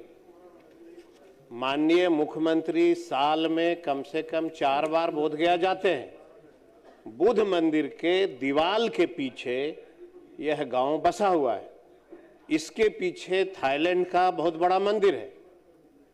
और हमने इसलिए कहा कि विदेशों में जो बौद्ध कंट्री के लोग आते हैं विदेश से, विदेशों में जो आपका मैसेज जा रहा है कि विदेशी लोग जो है अपना जूता हाथ में लेकर के बरसात में यहां से पार होते हैं, इसलिए मैंने माननीय मंत्री से आग्रह किया तो इन्होंने लिखा है कि प्राक्कलन तैयार करने का निर्णय नगर परिषद द्वारा लिया गया है। मंदिर बने हुए महोदय 20 साल हो गए, आप भी जाते रहते। हम सिर्फ निवेदन करना चाहते हैं कि बुद्ध मंदिर अंतर्राष्ट्रीय पर्यटक स्थल है, इसके पीछे ये गांव बसा हुआ है, कम से कम 6 से 7 विदेशी मंदिर है। इस सड़क को हम सिर्फ बना देने की नम्र निवेदन आपसे कर रहे हैं। अगर आपकी अनुमति होगी, आप कहेंगे, हम अपना लेटर हेड पे आपको लिख करके मैं गुजारिश कर सकता हूं, क्योंकि आपकी इसमें बदनामी हो रही, विदेशी लोग जाते हैं, इसलिए मैंने आग्रह किया। माननीय मंत्री महोदय, नगर परिषद बोध गया में वार्ड 26 में सड़क नाला बनाने हेतु कार्यपालक पदाधिकारी नगर परिषद बोध गया द्वारा पत्रांक 93 दिनांक 24/1/2026 द्वारा सर्वेश नारायण शर्मा कनीय अभियंता से उक्त स्थल का प्राक्कलन तैयार करने हेतु निर्देश दे दिया गया है और उम्मीद है कि जल्द से जल्द बनने के लिए पूरी निर्देशित किया जाएगा। माननीय सदस्य को जानकारी भी होगा। सरजीत बाबू, माननीय सदस्य सरजीत जी, जैसा आपको जानकारी है कि केंद्र सरकार के प्रयास से उज्जैन महाकाल काशी विश्वनाथ के तर्ज पर गया जी बौद्ध कॉरिडोर का निर्माण कराने का निर्णय भी हुआ है। नंबर 1, उस बैठक में आप स्वयं सम्मिलित भी थे। उसका जो पीपीटी प्रस्तुत किया जा रहा था और आप स्वयं मतलब 29 तारीख को शामिल थे, हमें आमंत्रित किया गया था। तो हम आशा करते हैं कि आने वाले समय में बिहार का जो इम्पोर्टेंट हमारा स्थल बोध गया जा करके है, जहाँ बौद्ध धर्मावली को विश्व से आते हैं और हिंदू धर्मावली को गया जी में आते हैं, दोनों के लिए भारत सरकार ने एक कंसल्टेंट बहाल कर दिया है। योजना डीपीआर बनाया जा रहा है। आसाम करते आने वाले समय में उज्जैन, महाकाल और काशी विश्वनाथ तरह बदल जाएगा, गया जी बोध गया। ने कहा महोदय कि भारत सरकार से बोध गया कॉरिडोर का निर्माण हो रहा है। तो सड़क भी है। मैं मीटिंग में था। हाँ, थे मीटिंग में। कॉरिडोर कहाँ पे बनना है ये भी मैंने मीटिंग में समझ लिया। बिल्कुल, ये मंदिर के पीछे का मामला है महोदय, शामिल कर लिया जाएगा। आप एक बार जाकर के जरूर गया जी से आते हैं, आप एक बार चल के देख लीजिए कि वो जो दीप तले अंधेरा जो होता है ना महोदय, इतनी बड़ी मंदिर विश्व विख्यात, उसके पीछे इतना नरक है। इसलिए मैंने आग्रह किया मंदिरों को कॉरिडोर के बारे में तो महोदय मैं जानता ही हूँ, कॉरिडोर के बारे में तो पता ही है महोदय। कॉरिडोर में सारे मंदिर शामिल किए जा रहे हैं, मुझे जानकारी है। मैंने कहा कि हम कॉरिडोर के बारे में जानते हैं हुजूर। श्री रणविजय साहू माननीय सदस्य, अरे आप ही भाई साहब, माननीय सदस्य रणविजय साहू जी। महोदय, अध्यक्ष महोदय, माननीय मंत्री क्या कर रहे हैं? महोदय, माननीय सदस्य को जानकारी भी है और ये खुद वहाँ से प्रतिनिधित्व कई बार किए हैं, पूर्व मंत्री भी रहे हैं। महोदय, आज बोध गया के अंदर हमें अभी जस्ट वहाँ गए थे, भूमि सुधार जन कल्याण संवाद भी लगाए, कई समस्याएं भी आया और संयोग से नगर विकास मंत्रालय भी है।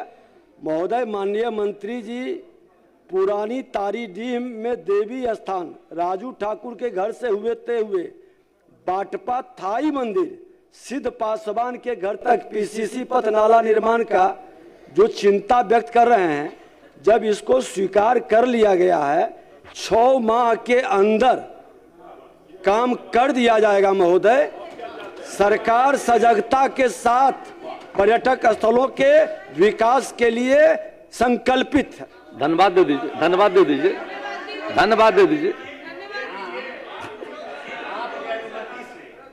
चैम्बर में जा करके और बोध गया का तिलकुट खिला दें। धन्यवाद।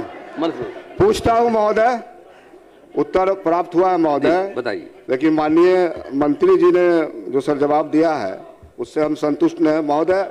हमारे क्षेत्र का यह महत्वपूर्ण सड़क है और इस सड़क की लंबाई 5 किलोमीटर है और यह सड़क जो है RWD की है।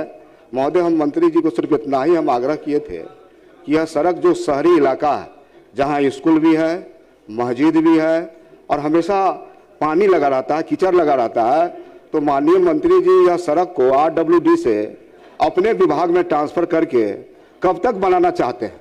माननीय मंत्री।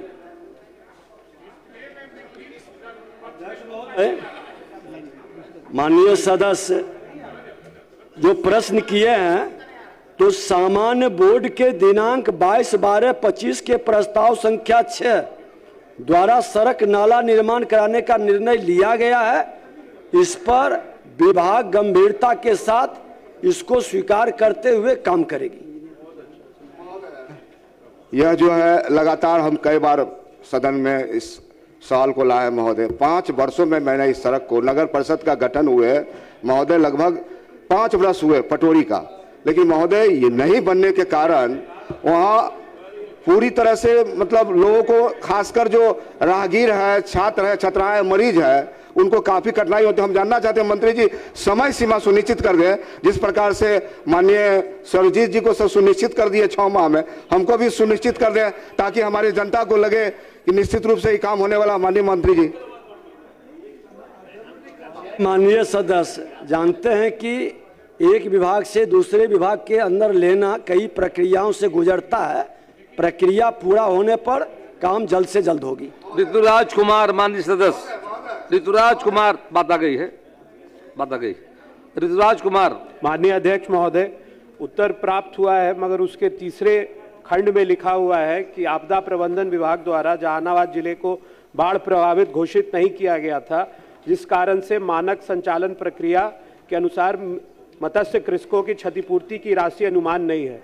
महोदय, आपको भी विगत है कि पिछले वर्ष फल्गु नदी में बाढ़ आई थी और मेरे विधानसभा क्षेत्र में 2 प्रखंड उससे बुरी तरह प्रभावित हुए थे।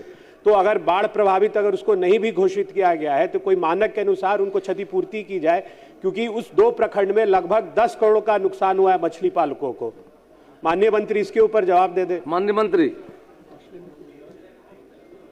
माननीय अध्यक्ष महोदय, वस्तु स्थिति यह है कि डेयरी, मत्स्य एवं पशु संसाधन विभाग के अधिसूचना संख्या 967 दिनांक 15/5/2023 द्वारा बाढ़ आपदा राहत हेतु मानक संचालन प्रक्रिया SOP के अनुसार बाढ़ प्रभावित घोषित जिलों के मछुआरों, मत्स्य कृषकों के क्षतिपूर्ति दिए जाने का प्रावधान है। उक्त प्रावधान के आलोक में संबंधित जिला के मत्स्य कृषकों के परिसंपत्तियों का संधारण जिला मत्स्य कार्यालय द्वारा किया जाता है। उल्लेखनीय है कि उक्त संधारित परिसंपत्तियों की सूची जिला पदाधिकारी जहानाबाद से अनुमोदित है।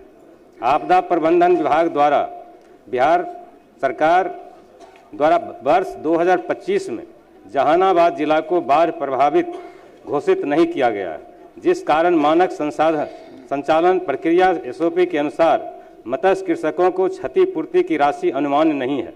उक्त खंडों में वस्तु स्थिति स्पष्ट कर दी गई है। आई थी 2 प्रखंड में, उसका क्षति भी हुआ है, तो उसकी क्षतिपूर्ति तो करवाना ही होगा।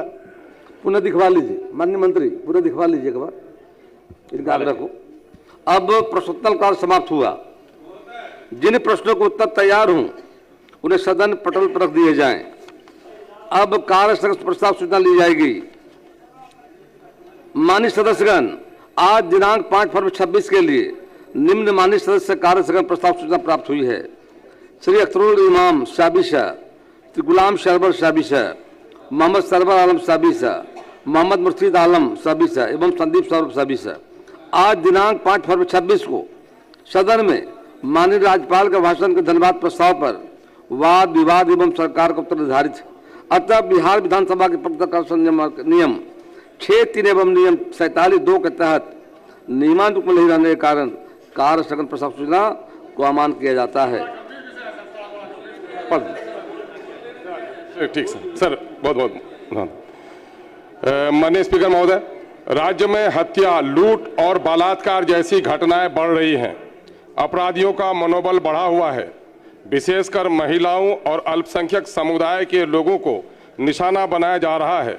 मधेपुरा में हिना खातून का सामूहिक बलात्कार हत्या, पटना में नीट की छात्रा के साथ बलात्कार एवं हत्या, नवादा में कपड़ा व्यवसायी अतहर हुसैन की भीड़ तंत्र द्वारा हत्या एवं सुपौल के नुरशेद आलम की भीड़ तंत्र द्वारा जानलेवा हमला, पूर्णिया के युवा व्यवसायी सूरज बिहारी का दिन दहाड़े गोली मारना, बेगूसराय में कपड़ा व्यवसायी शहजादे का रंगदारी न देने पर हत्या, ये सभी ताज़ा उदाहरण हैं।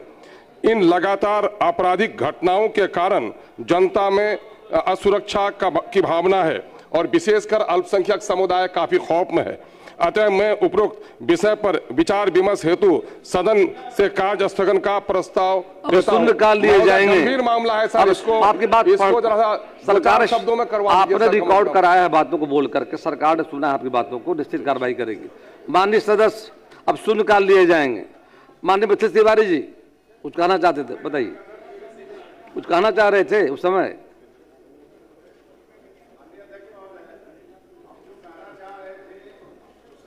ध्यान में लाना इसलिए जरूरी है, ये जो नल जल पूरी योजना जो बिहार में चल रही है उसमें सबसे बड़ा गैप ये है कि पिछली बार जब ये योजना आई थी और उस समय जो वार्ड सदस्य जीते थे, उन्होंने अपनी जमीन पे नल जल का टंकी लगा दिया। उसके बाद दूसरे चुनाव में वो हार गए, दूसरा कोई जीत गया और अब जो अपने जमीन पर लगाया था वो कहता है कि पैसा हमको मिलना चाहिए, और जो जीता है उसको वहाँ जाने नहीं देता। एक सबसे बड़ी समस्या ये है अध्यक्ष महोदय, हम आपके माध्यम से सरकार से आग्रह करेंगे, इसके लिए कोई नीति जरूर बननी चाहिए जिसके कारण इसका समाधान हो सके। धन्यवाद। कविता देवी। माननीय अध्यक्ष महोदय, कटिहार जिला अंतर्गत कोढ़ा विधानसभा क्षेत्र के कोढ़ा चौक से सेमापुर जाने वाली सड़क RCD के अधीन है। सड़क चौड़ीकरण हेतु मुख्य अभियंता के द्वारा तकनीकी स्वीकृति 5 जून 2025 को मिलने के बावजूद 8 माह से अभियंता प्रमुख के यहाँ पर प्रशासनिक स्वीकृति हेतु लंबित है। उक्त सड़क चौड़ीकरण हेतु सरकार से मांग करती हूँ। श्रीमती निशा सिंह।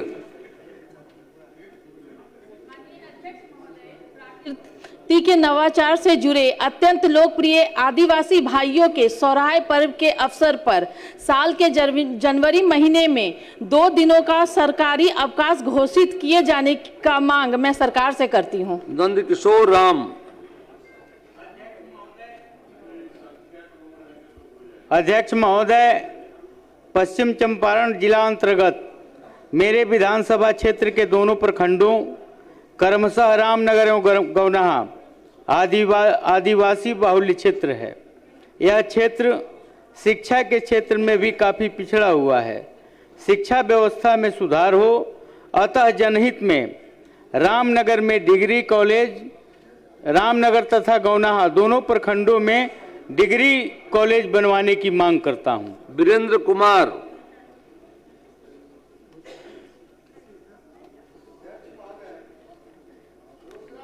अंतर्गत बिरहा से कोल्हट्टा सड़क निर्माण कार्य की स्वीकृति ग्रामीण कार्य विभाग द्वारा मिल गई थी, लेकिन अभी कार्य प्रारंभ नहीं हुआ है। उद्घाटन के बावजूद डेढ़ साल से लंबित है। बिरहा कोल्हट्टा सड़क कार्य प्रारंभ करने की मांग सरकार से करता हूं। श्री प्रमोद कुमार सिन्हा। माननीय अध्यक्ष महोदय, रक्सौल अनुमंडलीय अस्पताल में ब्लड बैंक और वेंटिलेटर उक्त आईसीयू का अभाव है। सीमावर्ती क्षेत्र होने के कारण गंभीर मरीजों को मोतिहारी या बाहर रेफर करना पड़ता है, जिससे इलाज में देरी होती है। जनहित में सरकार से यह आधुनिक स्वास्थ्य सुविधाएं उपलब्ध कराने की मांग करता हूं। श्री अभिषेक रंजन। अध्यक्ष महोदय, बेतिया जीएमसीएच में दिनांक 21 जनवरी 2026 को सुशीला देवी का इलाज के दौरान डॉक्टरों की लापरवाही के कारण मौत हो गई तथा परिजनों के साथ मारपीट की गई। नगर थाना कांड संख्या 46/26 दर्ज है। दोषी डॉक्टरों कर्मियों की गिरफ्तारी की मैं सरकार से मांग करता हूं। श्री मुरारी मोहन झा।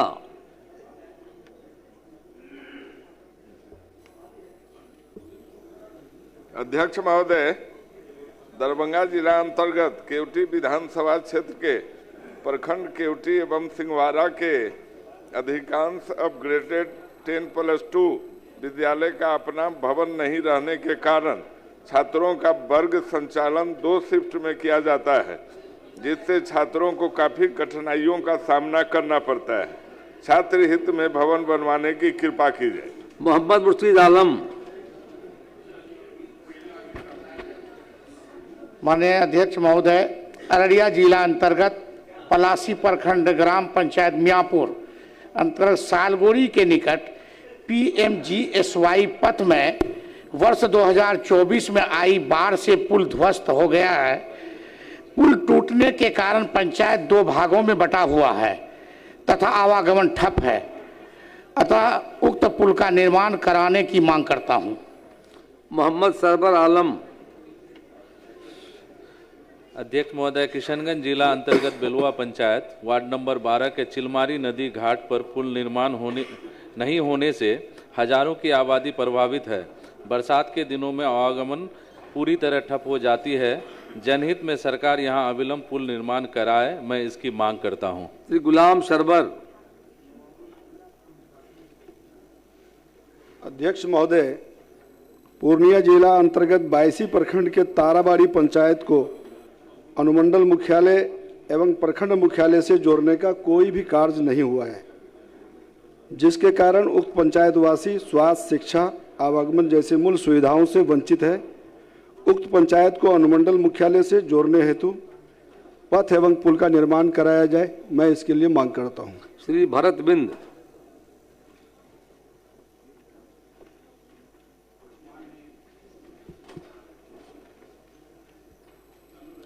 माननीय अध्यक्ष महोदय, कैमूर जिला के भभुआ प्रखंड अंतर्गत ग्राम मचियाँ या तेरा घाट के सामने दुर्गावती नदी पर पुल नहीं होने के कारण लगभग दर्जनों गांव के लोगों को आवागमन में काफ़ी कठिनाई होती है, अतः उक्त नदी पर पुल निर्माण की मांग सरकार से करता हूं। श्री अरुण सिंह।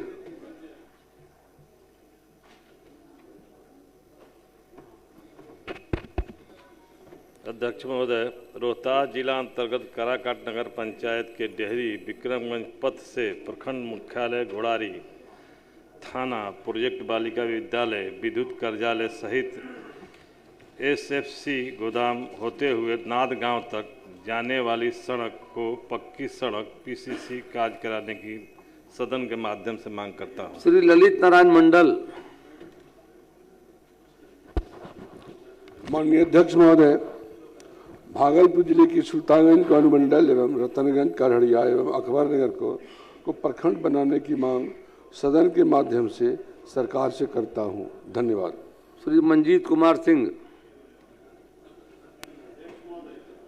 मैं सदन के माध्यम से गोपालगंज जिला अंतर्गत माझा प्रखंड में डोमहत्ता छवई खास में कैबिनेट की स्वीकृति से राजस्व भूमि सुधार विभाग द्वारा केंद्र विद्यालय खोलने एवं भवन निर्माण हेतु 4.63 एकड़ सरकारी भूमि हस्तांतरित करने हेतु समाहर्ता गोपालगंज ने दिनांक 2/1/26 को अपर मुख्य सचिव शिक्षा एवं निबंधन विभाग से बिहार को लीज डीड मुद्रक शुल्क एवं निबंधन शुल्क 100% छूट प्रदान करने के लिए पहल करने की मांग सरकार से करता हूं।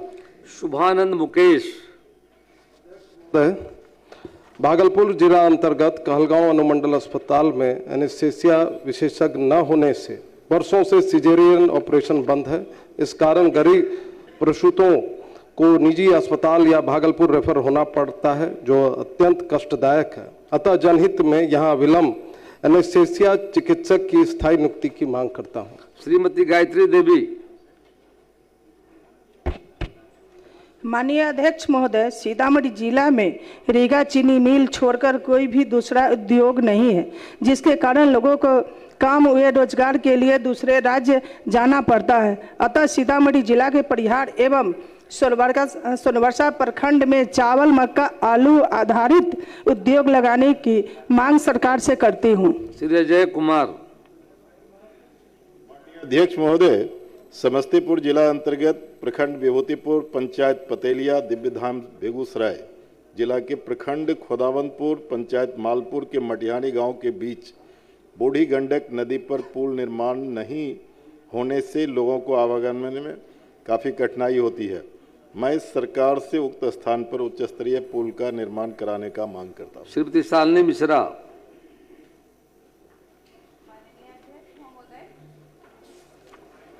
माननीय अध्यक्ष महोदय, मैं सदन के माध्यम से पूर्वी चंपारण जिला के केसरिया विधानसभा क्षेत्र अंतर्गत संग्रामपुर प्रखंड के उत्तरी मधुबनी के दरियापुर में अल्पसंख्यक विद्यार्थियों के सुचारू पठन पाठन हेतु अल्पसंख्यक छात्रावास निर्माण कराने की मांग सरकार से करती हूँ। श्री सुरेंद्र प्रसाद। माननीय अध्यक्ष जी, पश्चिमी चंपारण जिला में सेमरा रेफर अस्पताल और सूर्या क्लिनिक बेतिया के देखरेख में बंदीकरण 3/2/2026 को ऑपरेशन के दौरान आदिवासी महिला केवंती देवी की मौत हो गई। मैं सरकार से चिकित्सक एवं अस्पताल प्रबंधक पर कार्रवाई करते हुए मुआवजा एवं परिजनों को नौकरी दिलाने के लिए मांग करता हूं। श्री रोमित कुमार जी, आप शब्द ज्यादा आ गया है, नियम है 50 शब्द, भविष्य में उसी अनुकूल आप डालेंगे। रोमित कुमार जी बोलिए। अध्यक्ष महोदय, अतरी विधानसभा क्षेत्र अंतर्गत बथानी, खिजरसराय, मोहड़ा, अतरी प्रखंड के विभिन्न पंचायतों में जल नल योजना आपूर्ति की स्थिति अत्यंत चिंताजनक है। कई स्थानों पर अब तक जल नल की सुविधा उपलब्ध नहीं हो पाई है। वहीं कुछ जगहों पर कार्य अपूर्ण लंबित रहने के कारण ग्रामीणों को भीषण पेयजल संकट का सामना करना पड़ रहा है। सदन के माध्यम से मैं सरकार से मांग करता हूं कि अतरी विधानसभा क्षेत्र के प्रभावित पंचायतों एवं ग्रामों में जल नल योजना का त्वरित सर्वे कराकर कार्यदेश निर्गत करते हुए पाइपलाइन, टंकी, नल कनेक्शन का कार्य शीघ्र पूर्ण कराया जाए। धन्यवाद। सुजीत कुमार। अध्यक्ष महोदय, मधुबनी जिला अंतर्गत राजनगर विधानसभा क्षेत्र के राजनगर एवं अंधराठाड़ी क्षेत्र नगर पंचायत गठन के सभी मानकों को पूर्ण करते हैं, फिर भी अभी तक नगर विकास एवं आवास विभाग द्वारा इन्हें नगर पंचायत घोषित नहीं किया गया है। इससे नागरिक नागरीय योजनाओं से वंचित है। अतः सरकार से मांग करता हूं कि नगर पंचायत गठन की दिशा में आवश्यक कार्रवाई करे। माननीय अध्यक्ष महोदय, शून्यकाल प्रश्न के माध्यम से श्रीमान से मांग करता हूं कि सारण जिला अंतर्गत हमारे तरैया विधानसभा के प्रखंड पानापुर के बोड़हा डकमंगला के पास गंडक नदी पर परिवहन की सुविधा, दूरी की कमी, फसल की सुरक्षा, आर्थिक मजबूती, कृषि आधुनिकीकरण एवं कनेक्टिविटी हेतु किसानों के हित में दिया जाने के लिए पीपा पुल का निर्माण हेतु मांग करता हूँ। श्री विजय कुमार खेमका। पूर्णिया जिला अंतर्गत पूर्णिया विधानसभा के ईस्ट ब्लॉक में डिग्री कॉलेज नहीं होने से छात्र छात्राओं को उच्च शिक्षा हेतु काफ़ी दूर जाना पड़ता है, जबकि उसी विधानसभा के ईस्ट ब्लॉक के पंचायत भोगा करियात में KGP+2 उच्च विद्यालय भोगा भटगामा में 7 एकड़ भूमि उपलब्ध है। सरकार की योजना में 5 एकड़ जमीन में ही डिग्री कॉलेज खुलना है। अतः मैं उक्त विद्यालय में सरकारी डिग्री कॉलेज खोलने की मांग सरकार से करता हूं। श्री संदीप सौरभ। अध्यक्ष महोदय, पटना जिला अंतर्गत पालीगंज प्रखंड के पालीगंज बाजार में भीषण जाम और दुर्घटना की संभावना बनी रहती है। बाजार में बड़ी गाड़ियों के प्रवेश से घंटों तक सड़क अवरुद्ध रहती है। अतः इसके समाधान हेतु पालीगंज के धरहरा से फतेहपुर तक बाईपास सड़क का निर्माण कराने की मांग सरकार से करता हूं। श्री अख्तरुल जमान। माननीय अध्यक्ष महोदय, हिना खातून पिता स्वर्गीय मोहम्मद अताबुल उम्र 30 वर्ष गिराम भैरोपति थाना मुरलीगंज मधेपुरा का 3/1/2026 को असामाजिक तत्वों ने अगवा कर दुष्कर्म किया, फिर उनकी हत्या कर दी गई। मृतक के 6 बच्चे अनाथ हो गए हैं। मैं अनाथ हुए बच्चों के लिए सरकारी तौर पर शिक्षा की व्यवस्था करने तथा 50 लाख रुपये का मुआवजा देने एवं अपराधियों को कठोर से कठोर सजा देने की सरकार से मांग करता हूं। सर, इन बलात्कारियों को फांसी दिलवाइए सर, तभी बलात्कार रुकेगा। सतीश कुमार सिंह यादव। माननीय अध्यक्ष महोदय, कैमूर जिला के नुआंव प्रखंड में सिसौड़ा मुखड़ांव पथ के गोरिया नदी पर संकीर्ण पुल रहने के कारण बरसात में पानी अवरुद्ध होता है, जिस कारण बाढ़ की स्थिति उत्पन्न होने से हजारों एकड़ धान की फसल क्षति होती है। उक्त जगह पर बड़ा पुल बनाने की मांग करता हूं। धन्यवाद। सचिंद्र प्रसाद सिंह। माननीय अध्यक्ष महोदय, बिहार सरकार ने पूर्वी चंपारण जिला के चकिया में चीनी मिल लगाकर इस इलाके के किसानों को आर्थिक रूप से मजबूत करने की घोषणा की है। इस संदर्भ में कृषक हित में एक निश्चित समय सीमा के अंदर चीनी मिल लगाकर चालू करने हेतु सरकार से मांग करता हूं। श्रीमती अनीता। माननीय अध्यक्ष महोदय, नवादा जिला के प्रखंड पकरी वर्मा में अंगीभूत स्नातक एवं स्नातकोत्तर महाविद्यालय नहीं है। वहाँ के छात्र छात्राएं उच्च शिक्षा से वंचित रह जाते हैं। पकरी वर्मा में महाविद्यालय स्थापित करने हेतु सरकारी जमीन उपलब्ध है। अतः पकरी वर्मा में अंगीभूत स्नातक एवं स्नातकोत्तर महाविद्यालय स्थापित करवाने की मांग करती हूँ। धन्यवाद। मैथिली ठाकुर। माननीय अध्यक्ष महोदय जी, दरभंगा जिला अंतर्गत अलीनगर विधानसभा में महिलाओं को सुरक्षित और सहज यात्रा को प्राथमिकता देते हुए दरभंगा से अलीनगर, तारडी एवं घनश्यामपुर प्रखंड तक महिला यात्राओं के लिए आधुनिक सुविधाओं सहित पिंक बस सेवा का परिचालन की स्वीकृति हेतु मैं सरकार से मांग करती हूँ। श्री मिथिलेश तिवारी।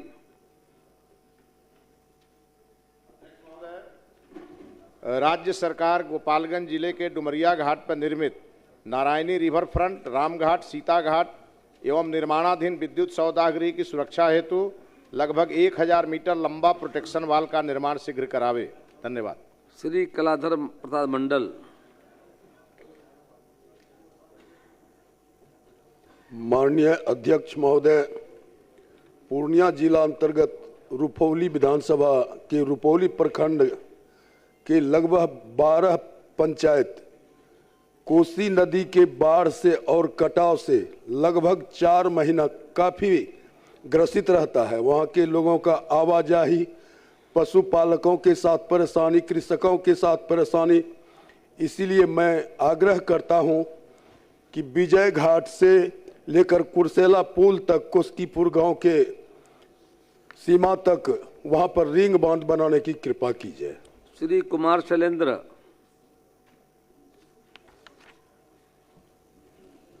माननीय अध्यक्ष महोदय, बिहपुर विधानसभा अंतर्गत खरीक प्रखंड के गोट खरीक ग्राम में प्राथमिक विद्यालय के बच्चों को आने जाने के लिए रास्ता नहीं है। बच्चियों को दूसरे के जमीन पर पगडंडी से जाना पड़ता है। सरकार से रास्ता के लिए जमीन अधिग्रह कर यथाशीघ्र सड़क बनवाने की मांग करता हूँ। अब ध्यानाकर्षण सूचना लिए जाएंगे। माननीय सदस्य श्री श्याम रजक अपनी सूचना को पढ़ें। अध्यक्ष महोदय, पटना जिला अंतर्गत फुलवारी शरीफ विधानसभा के फुलवारी शरीफ प्रखंड में गर्ल्स कॉलेज की आवश्यकता है। कॉलेज नहीं रहने से इंटर की पढ़ाई के बाद छात्राओं को शिक्षा के लिए पटना आना पड़ता है, जिससे छात्राओं को आने जाने में काफ़ी कठिनाई होती है। ऐसी स्थिति में बहुत सी छात्राएं उस शिक्षा से वंचित भी रह जाती हैं, जो एक गंभीर समस्या है। अतः फुलवारी शरीफ प्रखंड में गर्ल्स कॉलेज की स्थापना हेतु सदन के माध्यम से सरकार का ध्यान आकृष्ट कराना चाहता हूं। माननीय मंत्री शिक्षा विभाग।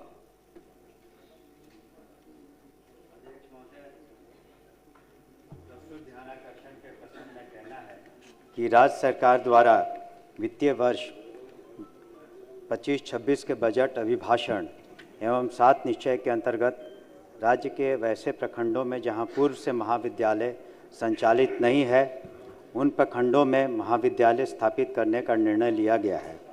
इस क्रम में विभागीय पत्रांक 40 दिनांक 14/1/2026 द्वारा राज्य के सभी जिला पदाधिकारियों से भूमि की उपलब्धता के संबंध में प्रतिवेदन की मांग की गई है।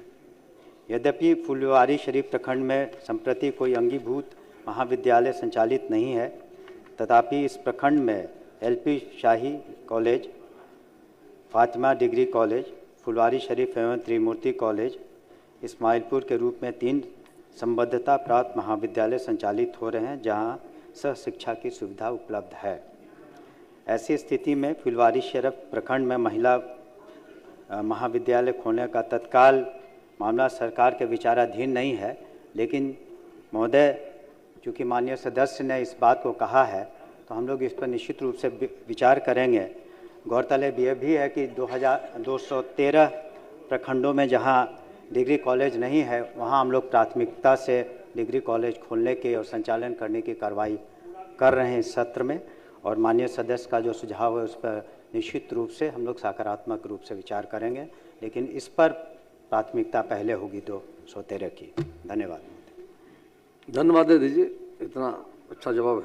नहीं, अध्यक्ष महोदय, माननीय मंत्री जी ने जो 3 महाविद्यालय का नाम लिया है वो बीएड है, बीएड कॉलेज है, और वहाँ सभी विषयों की पढ़ाई नहीं होती है। अब वो प्राइवेट स्कूल है, इसलिए हम कह रहे हैं कि यहाँ पर एक भी गर्ल्स कॉलेज नहीं है, लोग वंचित रहते हैं। और ज़मीन की उपलब्धता है, फुलवारी ब्लॉक के पास ही पीछे में सरकार की ज़मीन है। अगर सरकार प्राथमिकता के आधार पर अगर लेती है तो बहुत अच्छी होगी, फुलवारी की बच्चों को शिक्षा से वंचित नहीं होना पड़ेगा। ज़मीन को हमने भी देखा है, जहाँ का जिक्र कर रहे हैं माननीय सदस्य, निश्चित रूप से उनकी चिंता वाजिब है, और जो 213 के बाद उसको हम लोग प्राथमिकता पर निश्चित रूप से ले लेंगे। वहाँ ज़रूरत है महोदय, ऐसी बात नहीं है। धन्यवाद। धन्यवाद। माननीय सदस्य श्री राणा रणधीर जी प्रश्न आपको पढ़ें। महोदय, राज्य की अनेक छोटी एवं मौसमी नदियों जैसे फल्गु, पुनपुन, किऊल, हरोहर, बदुआ, चानन, धनौती, सकरी, बकरा, तिलावे, करमनासा, पंचाने, दरबा, कछुआ नाला, चकनाहा तथा स्थानीय धाराएं वर्षा ऋतु समाप्त होते ही सूख जाती। इसके परिणाम स्वरूप ग्रामीण एवं अर्ध शहरी क्षेत्रों में भूजल स्तर निरंतर चिंताजनक रूप से नीचे आ रहा है। नदियों पर वर्षा जल संचयन हेतु चेक डैम निर्माण, जल संरक्षण संरचनाएं एवं स्थायी उपाय नहीं किए गए, जिससे बहुमूल्य वर्षा जल बिना उपयोग के बहकर नष्ट हो जाता है। इसका प्रतिकूल प्रभाव किसानों पर पड़ रहा है, जिन्हें सिंचाई के अभाव में फसल उत्पादन में कमी झेलनी पड़ती है। पशुपालकों को पशुओं के पेयजल में कठिनाई तथा आम नागरिकों को ग्रीष्म ऋतु में घरेलू जल संकट का सामना करना पड़ता है। यदि समय रहते ठोस कदम नहीं उठाए गए तो राज्य भीषण जल संकट की चपेट में आ सकता है। अतः जल संरक्षण, भूजल पुनर्भरण एवं वर्षा जल संचयन सुनिश्चित करने के लिए बिहार की नदियों पर व्यापक स्तर पर चेक डैम एवं जल संरक्षण संरचनाओं के निर्माण हेतु सदन के माध्यम से सरकार का ध्यान आकृष्ट कराते हैं। माननीय मंत्री।